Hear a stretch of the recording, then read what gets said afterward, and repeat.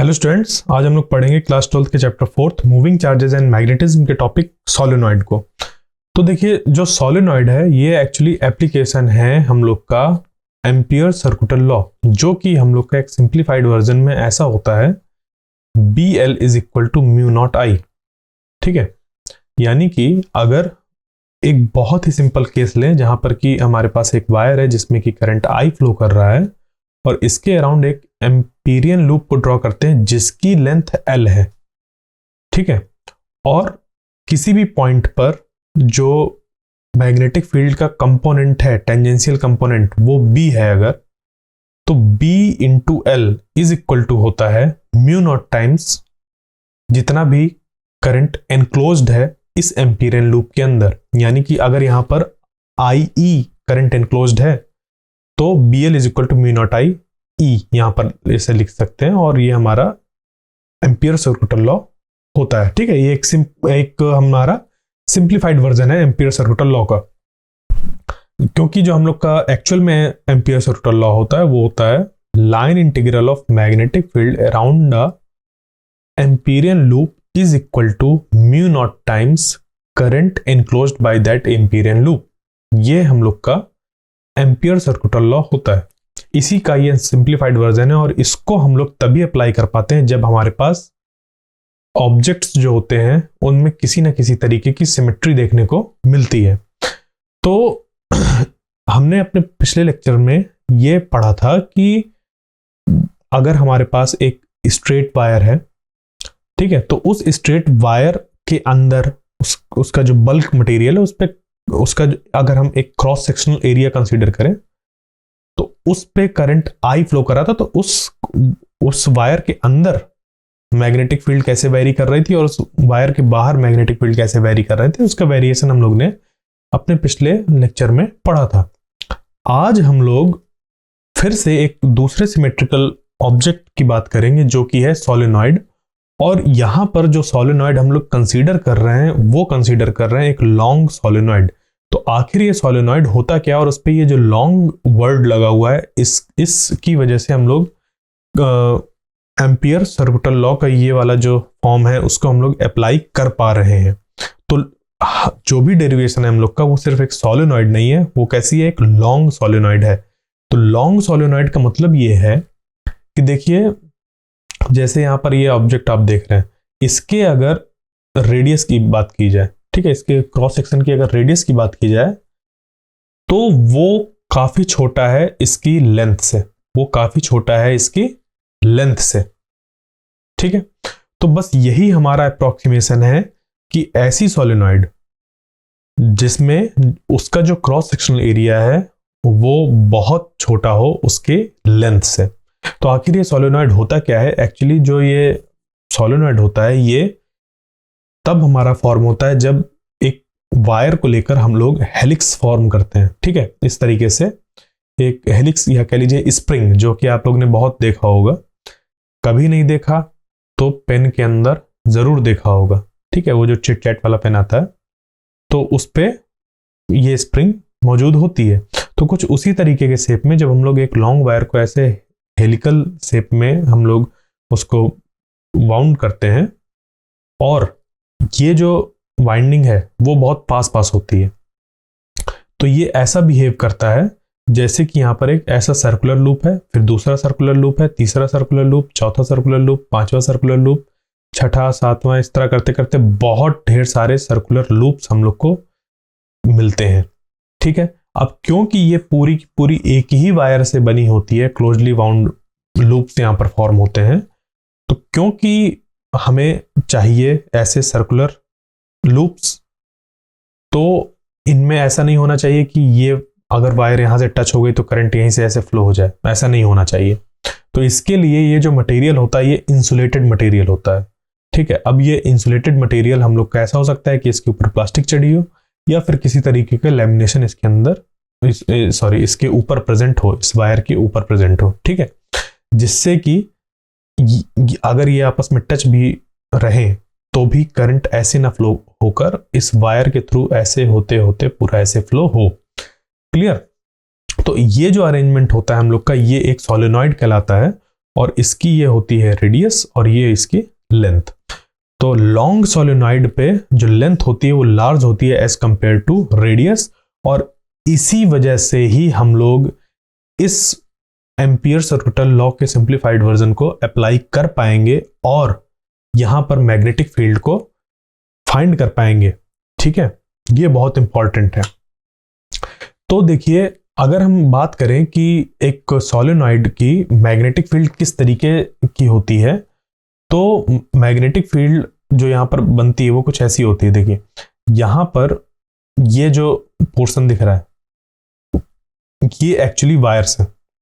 ये क्या है? ये वायर्स हैं। ये जो ऐसे ऐसे सोलेनॉइड की वायर्स हैं ये इसको रिप्रेजेंट कर रही हैं। ठीक है, तो इसको अगर मैं बनाऊं तो इसको रेड कलर से ऐसे बनाया जा सकता है। ठीक है, ये ऐसा रेड कलर से जो मैंने बनाया ये हो गया क्या? ये वायर्स जो है। क्लियर?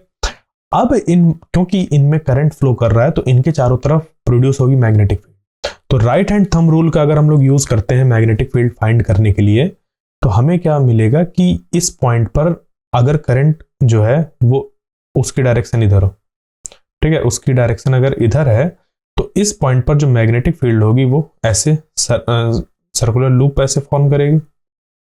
ठीक है, ऐसे सर्कुलर लूप फॉर्म होंगे। तो जब यहां पर ऐसे सर्कुलर लूप फॉर्म हो रहे हैं तो यहां पर इसको अगर मैं इसको और जूम करके दिखाऊं तो ये जो सर्कुलर लूप फॉर्म हो रहा है ये कुछ ऐसे फॉर्म हो रहा है। यहां पे इधर, ये इधर, ये इधर, ये इधर, ये पोर्शन इधर और ये इधर, फिर इधर वाले का ये पोर्शन इधर और ये इधर। ठीक है, इसमें हम लोग को ये यहां पर ऐसा नहीं, ये ऐसा और ये ऐसा और फिर यहां पर फिर से वैसा है, ये ऐसा और ये ऐसा। ठीक है, यानी कि जो करंट है वो हम लोग का इस तरीके से वायर्स हैं। तो राइट हैंड थंब रूल का जब यूज करेंगे तो हमें मैग्नेटिक फील्ड इस तरीके से मिलेगा। अब क्योंकि ये जो दो वायर्स हैं बहुत ही क्लोजली स्पेस्ड हैं, ठीक है, बहुत पास पास हैं, उसकी वजह से ये वाला कंपोनेंट जो है मैग्नेटिक फील्ड का वो कैंसिल आउट हो जाएगा इसकी वजह से। क्यों? क्योंकि मैग्नेटिक फील्ड सुपरपोजिशन प्रिंसिपल को फॉलो करता है और ये दोनों पास पास हैं तो ये एक दूसरे के ऊपर ऐसा ओवरलैप सा करेंगे। ठीक है, तो जब ये दोनों आपस में ओवरलैप करेंगे तो ये मैग्नेटिक फील्ड इस पॉइंट पर इसकी वजह से जो इधर है और इसकी वजह से जो होगी इधर होगी। अब क्योंकि इन सब में करंट जो फ्लो कर रहा है वो सेम ही करंट फ्लो कर रहा है, आई करंट जो इधर से दिया गया वही करंट फ्लो कर रहा है, यानी कि जो मैग्नेटिक फील्ड होगी यहाँ पर वो भी सेम होगी। तो इक्वल एंड अपोजिट होने की वजह से यहाँ पर मैग्नेटिक फील्ड जो होगी वो एक दूसरे को कैंसिल आउट करेगी। तो वही है कि सर्कुलर लूप की वजह से जो मैग्नेटिक फील्ड यहाँ पर हमें मिलेगी वो एक दूसरे को कैंसिल आउट करेंगे। फिर इसका अगर हम लोग एक पूरे सोलेनॉइड की अगर हम एक पिक्चर ड्रॉ करें कि मैग्नेटिक फील्ड कैसे दिखती है, तो कुछ ऐसी होती है कि ये यहाँ पर जब करंट इधर से इधर आ रहा है, ठीक है, देखिए यहाँ पर ये क्रॉस बना हुआ है और ये डॉट बना हुआ है। यहाँ पर करंट की डायरेक्शन को ऐसे दिखा रहे हैं कि करंट जो लूप है वो ऐसे ऐसे जा रहे हैं। ठीक है, करंट लूप ऐसे ऐसे जा रहे हैं। तो अगर करंट हमारा ऐसे फ्लो कर रहा है तो राइट हैंड थंब रूल जब लगाएंगे तो मैग्नेटिक फील्ड हमें ऐसे दिखेगी और अंदर वाली सारी एड अप हो जाएंगी। ठीक है, इस तरीके से।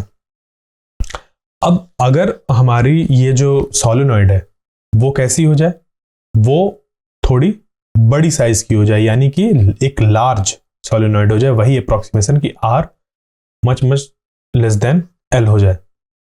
ठीक है, आर यानी कि उसकी रेडियस, इसको ए भी बोल सकते हैं, ए बोले या आर बोले वो फर्क नहीं पड़ता। यहां पर ये है कि इसकी जो रेडियस है वो क्या है, इस सोलेनॉइड की रेडियस को, ये जो आर है वो इस सोलेनॉइड की रेडियस को रिप्रेजेंट कर रहा है और ये जो एल है इस सोलेनॉइड की लेंथ को। तो इस अप्रोक्सीमेशन में जो मैग्नेटिक फील्ड बाहर वाले रीजन पर होती है वो बहुत कम हो जाती है एज कंपेयर टू अंदर वाले रीजन पर जो मैग्नेटिक फील्ड होती है। ठीक है, तो अंदर वाली जो मैग्नेटिक फील्ड होती है उसकी स्ट्रेंथ बहुत ज्यादा हो जाती है। ठीक है, उसकी स्ट्रेंथ क्या हो जाती है, बहुत ज्यादा हो जाती है। इसी वजह से हम लोग यहां पर क्या अप्रोक्सीमेशन लेते हैं कि लॉन्ग सोलेनॉइड, ठीक है, लॉन्ग सोलेनॉइड पे जो magnetic field outside the solenoid होती है, ठीक है, मतलब सोलेनॉइड हमारी जो इस तरीके से बनी हुई है, इस सोलेनॉइड के इस पोर्शन पे और इस पोर्शन पर magnetic field tending to zero है, या कह लीजिए कि जीरो है, क्योंकि इतनी वीक है एज कंपेयर टू इनसाइड कि बाहर मैग्नेटिक फील्ड यहां पर हम लोग जीरो मान लेते हैं जैसे जैसे ये वाला अप्रोक्सीमेशन हमारा बढ़ता जाता है। यानी कि जैसे जैसे एल बढ़ता जाएगा वैसे वैसे हम लोग ये मानते जाएंगे कि जो मैग्नेटिक फील्ड है इस पॉइंट पर वो कम है, और फिर और बड़ा हो जाएगा। और एक जब इस तरीके का अप्रोक्सीमेशन हमें मिलेगा कि R much less than L, उस केस में यहां पर ये मानेंगे कि इस पोर्शन पर किसी भी तरीके की मैग्नेटिक फील्ड प्रेजेंट नहीं है। ठीक है, यानी कि इस रीजन पर अगर Q यहां पर पॉइंट माने तो यहां पर किसी भी तरीके की मैग्नेटिक फील्ड प्रेजेंट नहीं है एज कंपेयर टू पॉइंट जो कि अंदर होगा। यहां पर जो मैग्नेटिक फील्ड है वो कैसी होगी, यूनिफॉर्म मैग्नेटिक फील्ड देखने को मिलेगी। किस केस में, लॉन्ग, ठीक है, लॉन्ग सोलेनॉइड के केस में। और फिर हमें इसी अप्रोक्सीमेशन को लेते हुए आगे जो कैलकुलेशन है मैग्नेटिक फील्ड का कि अंदर कितनी होगी मैग्नेटिक फील्ड एक लॉन्ग सोलेनॉइड के केस में, ठीक है, लॉन्ग सोलेनॉइड के केस में ये हमें निकालना है। ठीक है, तो यही हम लोग का यहां पर अप्रोक्सीमेशन चलेगा। तो अब देखिए ये जो पूरा सोलेनॉइड है इसको हम लोग कुछ इस तरीके से ड्रॉ कर सकते हैं। अगर आपको ये नहीं दिख रहा तो मैं इसको बना देता हूं बड़ा सा कि ये ऐसा है। ठीक, ये सोलेनॉइड को हम लोग रिप्रेजेंट कर रहे हैं। सोलेनॉइड को हम लोग बना सकते हैं कि मान लीजिए कि एक प्लेन शीट जैसा। ये कब कर पा रहे हैं सब, जब हमने कंसीडर किया लॉन्ग सोलेनॉइड, यानी कि R much less than L, और इसी वजह से जो बाहर की मैग्नेटिक फील्ड है वो जीरो हो रही है। यानी कि जो बाहर पॉइंट हम लोग क्यू ले रहे हैं वहां पर मैग्नेटिक फील्ड जो है वो कितनी है, जीरो। यानी कि बी आउटसाइड जो है वो जीरो है, और मैग्नेटिक फील्ड इनसाइड इसको हम लोग मान रहे हैं बी। क्या मान रहे हैं, बी। और कैसी मैग्नेटिक फील्ड है, यूनिफॉर्म मैग्नेटिक फील्ड भी हम लोग का ये जो निकल कर आ रहा है वो कैसे निकल कर आ रहा है, जब हम लोग ने कंसीडर किया एक लॉन्ग सोलेनॉइड। यानी कि इस अप्रोक्सीमेशन में ही हम लोग को ये मिल रहा है कि एक सोलेनॉइड के अंदर, एक लॉन्ग सोलेनॉइड के अंदर जो मैग्नेटिक फील्ड होती है वो कैसी होती है, यूनिफॉर्म होती है। वरना देखो मैग्नेटिक फील्ड जो होती है वो हमेशा एक क्लोज लूप फॉर्म करती है। तो अगर क्लोज लूप फॉर्म करती है तो बाहर तो मैग्नेटिक फील्ड होनी चाहिए, बट कंपैरिजन में जो बाहर वाली मैग्नेटिक फील्ड होती है उसकी वैल्यू बहुत कम है एज कंपेयर टू जो इनसाइड हम लोग को मैग्नेटिक फील्ड मिल रही है। ठीक है, इस वजह से यहां पर ऐसा हुआ। ठीक, तो इसी को हम लोग लेते हुए आगे बढ़ेंगे और ड्रॉ करेंगे एक एम्पीरियन लूप। तो यहां पर एक एम्पीरियन लूप जो बनेगा वो बनेगा कुछ ऐसा। इसको मैं हटा दूं अगर, ठीक है, इसको दोबारा बना लेते हैं। ठीक है, यहां पर जो एम्पीरियन लूप हम ड्रॉ करेंगे वो कुछ ऐसा होगा। ये हमारी सोलेनॉइड हो गई।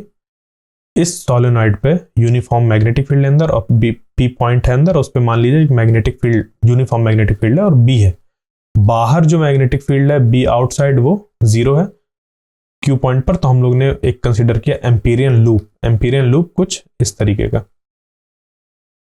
ठीक है, ये एम्पीरियन लूप ड्रॉ किया, ये छोटा सा जो दिख रहा है ये हो गया ए बी सी और डी, ये एम्पीरियन लूप हो गया।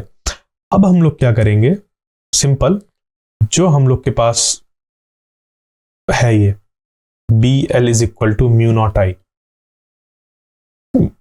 इनक्लोज। ठीक है, इसको हम लोग ब्रेक कर देंगे कई पार्ट्स पे। जैसे कि ये हम लोग देखो एल जो है वो A B plus B C plus C D plus D A इसी के बराबर होगा।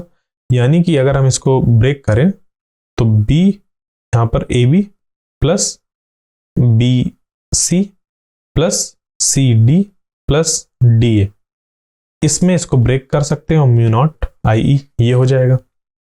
ठीक है, तो अब देखो यहां पर हमें इस एम्पीरियन लूप पे देखना है कि करंट कितना इनक्लोज्ड है और हर एक कंपोनेंट की, ये जो यहां पर हम लोग एम्पीरियन लूप का ये जो लेंथ लिख रहे हैं वो कितना है।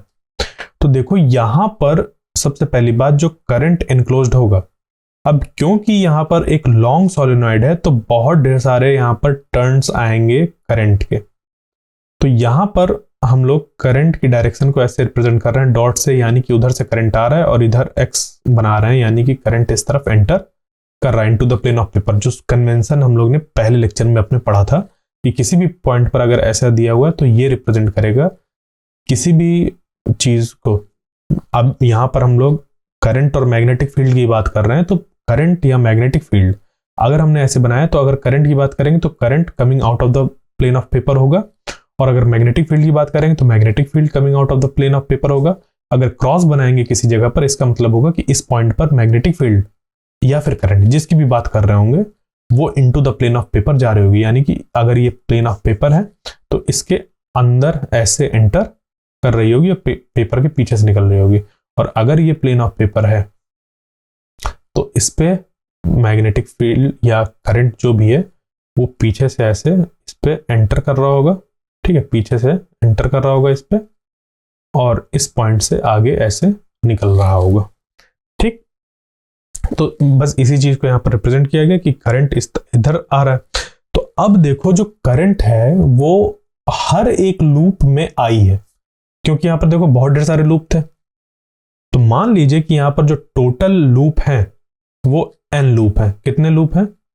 n loop. तो इससे हम लोग एक क्वांटिटी डिफाइन कर सकते हैं। अगर इसकी टोटल लेंथ जो है वो है l, अगर इसकी टोटल लेंथ कितनी है l है, तो हम इसको डिफाइन कर सकते हैं n by L is equal to small n, ठीक है। नंबर ऑफ यहां पर टर्न्स पर यूनिट लेंथ, ये हम लोग का डिफाइन हो गया क्या, एक क्वांटिटी, एक नंबर जो कि बताएगा कि जो हमारी सोलेनॉइड बनी है उस पे number of turns per unit length कितने ढेर सारे हैं, ठीक है। ये चीज हमें पता चल गई और ये एक्सप्रेशन ये है। अब देखिए यहां पर क्या करेंगे, इसको हम लोग ये जो b है इसको मल्टीप्लाई करा देंगे इसके साथ, ये हो जाएगा b और ab plus b bc plus b cd plus b da। ये सब क्या है, एक तरीके की लेंथ है। इसको अगर हम लिखें तो इसको लिख सकते हैं l da l cd और l bc l ab l ab, ठीक है। इसको ऐसे लिख सकते हैं, यानी कि पहले इस पार्ट की बात हो रही है, फिर इस पार्ट की, फिर इस पार्ट की और इस पार्ट की। अब देखो यहां पर क्या किया गया, ये माना कि ये जो एम्पीरियन लूप है इसकी जो यहां पर ए से बी तक की लेंथ है उसको h मान लिया। क्या मान लिया? h मान लिया, ठीक है।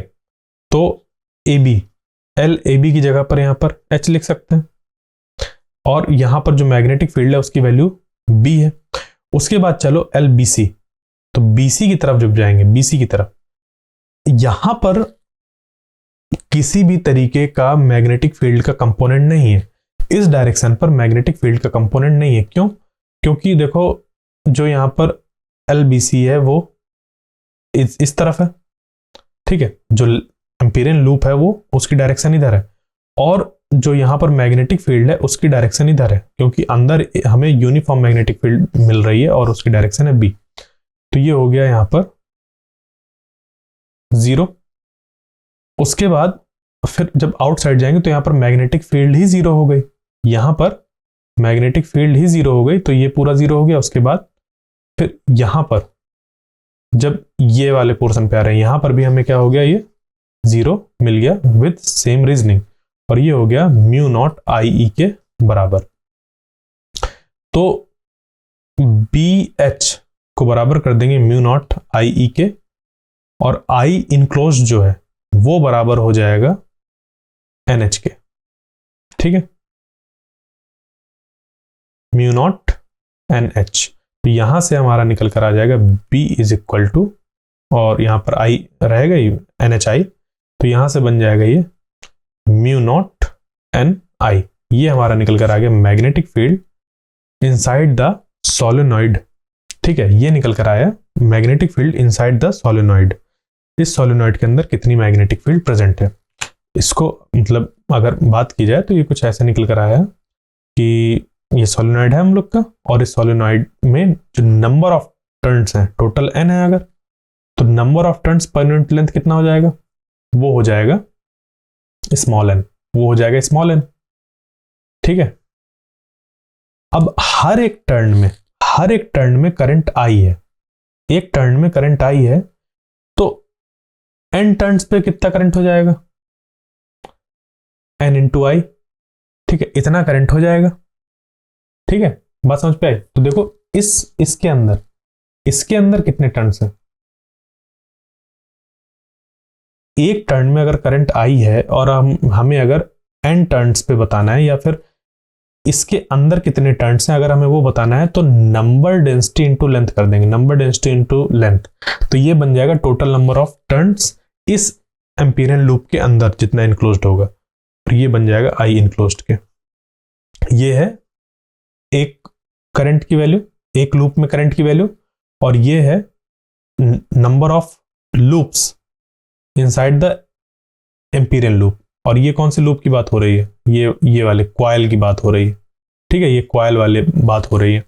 तो यहां पर क्वाइल कितने, यहां पर नंबर ऑफ टर्न्स हैं वो निकालने के लिए हम लोग ने NH का यूज किया, तो IE की वैल्यू ये निकल कर आ गई। तो I is equal to I NH, और इसी को हम लोग ने उस एक्सप्रेशन पे रख देते हैं। तो BL is equal to mu naught I, direct यहां से भी ऐसे इसको निकाल सकते हैं, BH is equal to mu naught I NH। ठीक है, यहां से निकल कर आ गया B is equal to mu naught NI। ठीक है, अगर आपको ये डेरिवेशन डिफिकल्ट लग रहा है, ठीक है, अगर आपको ये जो डेरिवेशन है ये डिफिकल्ट लग रहा है, तो इसको बहुत ज्यादा अभी सिंपल किया जा सकता है, वो अभी मैं करके आपको दिखाता हूं। बट फिर भी आप एक बार क्या करते हैं, इसको देख लेते हैं कि जो इसकी मैग्नेटिक फील्ड की डायरेक्शन है वो हम लोग कैसे निकालेंगे। तो मैग्नेटिक फील्ड की डायरेक्शन हम लोग राइट हैंड थंब रूल का यूज करके निकालेंगे।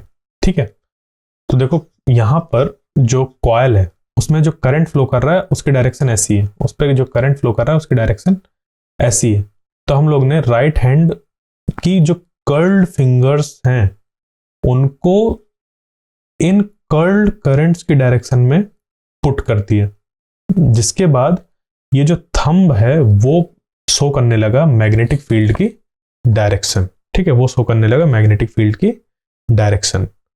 ठीक, तो इस तरीके से हमें मैग्नेटिक फील्ड की डायरेक्शन और वैल्यू पता चल गई एक सोलेनॉइड के अंदर, जो कि है म्यू नॉट NI, जहां पर जो N है वो है number of turns per unit length. ठीक है, अब अगर आपको ये थोड़ा सा डिफिकल्ट लग रहा है ये वाला डेरिवेशन, तो इसको हम थोड़ा सिंप्लीफाई कर देते हैं, और वो कुछ होगा ऐसा कि सबसे पहले हम लोग कंसिडर करेंगे एक सोलेनॉइड। तो सोलेनॉइड को ऐसा बनाएंगे, ये हमारी सोलेनॉइड है। ठीक है, इस सोलेनॉइड पे जो टोटल नंबर ऑफ टर्न्स है, ठीक है, जो टोटल नंबर ऑफ टर्न्स हैं वो कितने हैं, N है, कैपिटल N। ठीक है, तो N है हम लोग का टोटल नंबर ऑफ टर्न्स, इसको लिख देते हैं टोटल नंबर ऑफ टर्न्स। ठीक है, किस चीज के, कॉइल के। ठीक है, यानी जो ऐसा सर्कुलर लूप जो बन रहा है, ठीक है, कॉइल जो बन रही है उसके। तो N is equal to total number of turns, इसी से हम लोग का डिफाइन हो जाएगा स्मॉल n, जो कि हो जाएगा कैपिटल N बाई L। ठीक है, यहां तक क्लियर। फिर यहां पे हम लोग कंसीडर करेंगे एक एम्पीरियन लूप। इस एम्पीरियन लूप को हम लोग ऐसे लिख लेंगे, जिसपे कि ये इसको नाम दिया जा सकता है A, B, C और D। अब देखो, क्योंकि यहां पर जो मैग्नेटिक फील्ड है वो कैसी है, अंदर ऐसी, इस डायरेक्शन पे। ठीक है, इस डायरेक्शन पे है, और इस डायरेक्शन पर जो मैग्नेटिक फील्ड है वो यूनिफॉर्म भी है। तो इस पॉइंट पर अंदर जितनी भी मैग्नेटिक फील्ड है वो इस डायरेक्शन पर है, और जो उसकी वैल्यू है वो है B, ये हमने मान लिया। तो अब हम लोग लगाएंगे एम्पियर सर्कुलर लॉ को इस तरीके से, B dot DL is equal to mu naught I। तो यहां से जब इस पे आगे बढ़ेंगे तो इसको क्या क्या करेंगे, इस B डॉट DL को ओपन करेंगे। अब देखो ये जो B डॉट DL है, इसमें मैग्नेटिक फील्ड और ये जो DL पाथ होते हैं, इसको हमें देखना होता है। तो इसको हम लोग क्या करेंगे, ब्रेक कर देंगे छोटे छोटे कंपोनेंट्स पे, इस पूरे इंटीग्रेशन को छोटे छोटे पार्ट्स पे। कैसे, B डॉट DL कहां से कहां तक, A से B, प्लस बी से C, B dot D L plus C से D, B dot D L plus D से ए। ठीक है, ये हो गया B dot D L is equal to mu naught I. Clear, यहां पर आई ये। उसके बाद अब देखो, जब ए से बी चलोगे, ए से बी गए, यहां पर कोई मैग्नेटिक फील्ड है, यहां पर मैग्नेटिक फील्ड की वैल्यू कितनी है, 0 है। क्यों? क्योंकि हमारा अप्रोक्सीमेशन ही इसी में था कि जब R much less than L है। ठीक है, ये इस अप्रोक्सीमेशन में ये लॉन्ग सोलेनॉइड का हम लोग का केस चल रहा है। तो यहां पर बी डॉट डी एल पे ये ए से बी तक जाने में, ए से बी तक इंटीग्रेशन करने पर बी की वैल्यू 0 हो गई। यहां पर जब बी की वैल्यू 0 हो गई तो अगला स्टेप देखेंगे क्या होगा, बट अभी इसको 0 पुट कर देते हैं। उसके बाद यहां पर अब चलते हैं कहां से कहां तक, बी से सी तक। तो देखो बी से सी तक चलो, ए से बी गए, उसके बाद बी से सी जब गए तो बी से सी हम लोग देखो, डीएल की डायरेक्शन इधर है और मैग्नेटिक फील्ड की डायरेक्शन इधर है। तो मैग्नेटिक फील्ड और ये जो बीसी है इसके बीच का एंगल कितना बना, 90 डिग्री।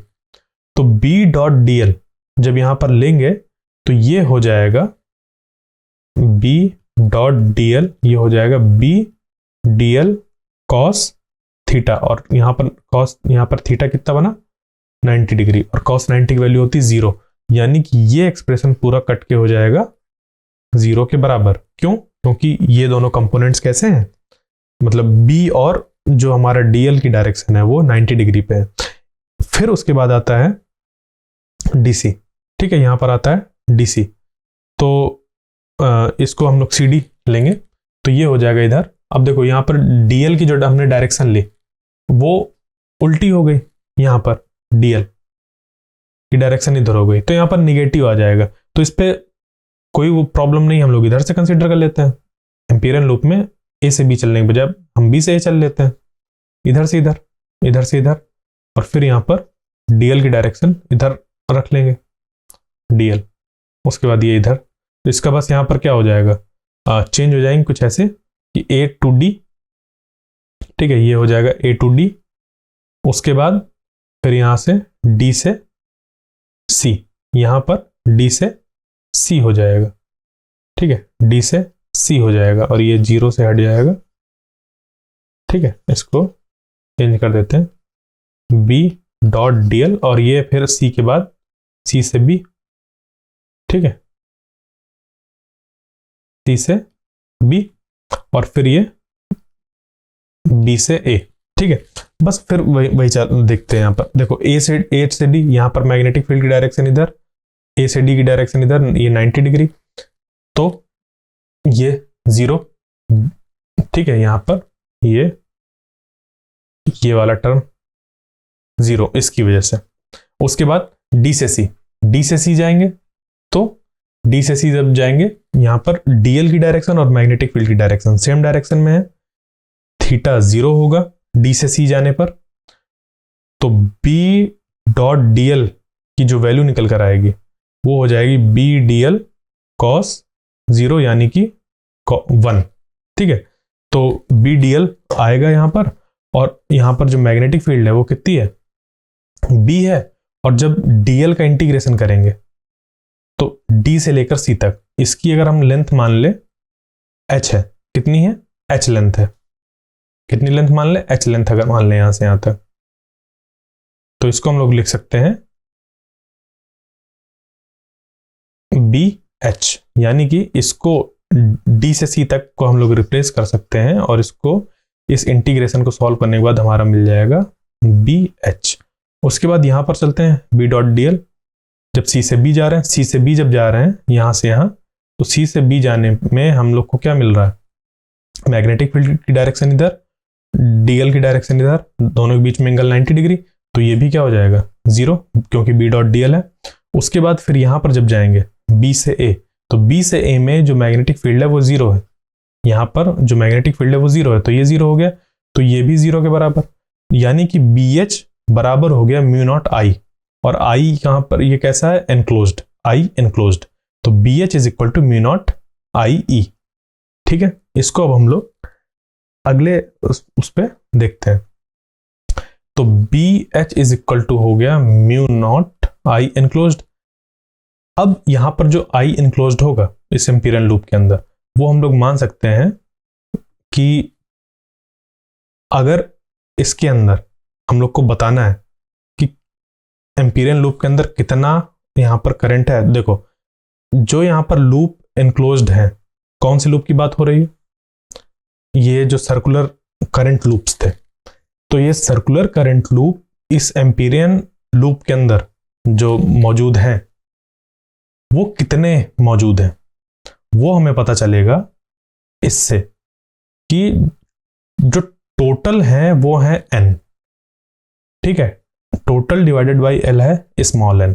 ये आ गई डेंसिटी, और इस डेंसिटी पे जब h का मल्टीप्लाई कर देंगे, ये देखो स्मॉल n इंटू जब h कर देंगे, ये h लिखा हुआ, ठीक है, इस n इंटू h, तो ये हो जाएगा number of turns inside the Amperian loop. Amperian loop के अंदर NH इतने टर्न्स मौजूद हैं। ठीक है, एक टर्न में करंट अगर I है तो NH टर्न्स पे कितना करंट होगा? NHI इतना करंट होगा, यानी कि एम्पीरियन लूप के अंदर जो करंट एनक्लोज्ड है वो इतना हो गया। तो IE की जगह पर हम लोग पुट कर देंगे NHI को, तो म्यू नॉट NHI, और यहां से BH, H से H कैंसिल हो गए, तो B is equal to mu naught NI। ये निकल कर आ गया मैग्नेटिक फील्ड का एक्सप्रेशन। तो ये हम लोग इस तरीके से भी सोलेनॉइड के मैग्नेटिक फील्ड को फाइंड कर सकते हैं। तो आई होप जो आज का सेशन था वो आपको समझ पे आया होगा कि किस तरीके से सोलेनॉइड की मैग्नेटिक फील्ड को फाइंड करनी है। अब जो आगे हम लोग पढ़ेंगे वो मैग्नेटिक फोर्स पढ़ेंगे between two parallel current carrying conductor, क्योंकि जो टोरॉइड वाला सेक्शन था अब वो आपके सिलेबस में ही नहीं है, तो टोरॉइड के बारे में अब हमें बात नहीं करनी। पहले हुआ करते थे टोरॉइड भी, जिसपे कि उसके 3 रीजंस होते थे, वहां पर हम लोग मैग्नेटिक फील्ड बताना होता था, बट अब वो है ही नहीं, तो उसके बारे में बात ही नहीं करनी। तो आई होप आपको आज का सेशन समझ पे आया होगा। मिलते हैं नेक्स्ट लेक्चर में, तब तक के लिए थैंक यू।